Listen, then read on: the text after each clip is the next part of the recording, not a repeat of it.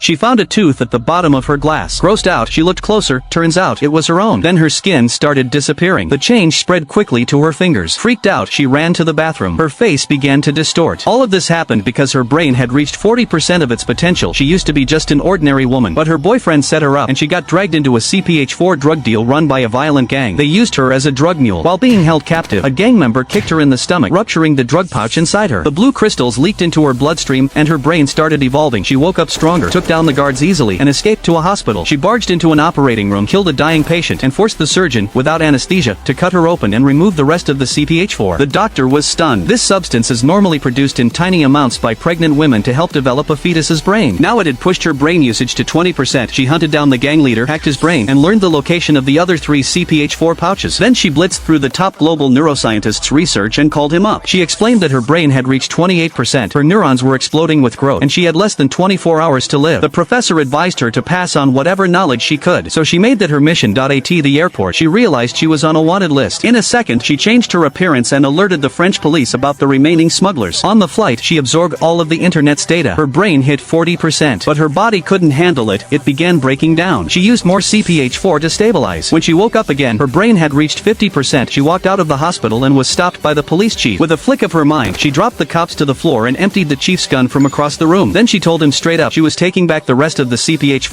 By the time she reached the hospital, her brain was at 60%. She could bend the laws of physics. She threw up an invisible wall to block a gang thug carrying CPH-4. With one thought, she pulled all their weapons up to the ceiling. Anyone who tried to attack got hurled up like rag dolls. The thug, stunned, handed over the case without a fight, just quietly fuming. She met with the professor, who had gathered a room full of world-class scientists. She showed them how she could tap into the brain's deepest data and shared her view. Time is the true measure of all things. Everyone was stunned. Then the gang stormed in. As chaos broke out, the woman had the rest of the CPH-4 injected into her. Her brain hit 70%. Her body formed a black mass, absorbing energy and transforming into a supercomputer. At 90%, she could control time. She traveled back to the prehistoric era, touched fingers with early humans, then flew through space watching the universe begin. Just as the gang boss burst in, her brain hit 100%. She vanished. The boss, shocked and enraged, raised his gun, only to be shot down by the police chief just in time. In the end, the supercomputer handed over all of her knowledge to the professor. When the chief asked, "Where is she now?" his phone buzzed with a message, "I am everywhere."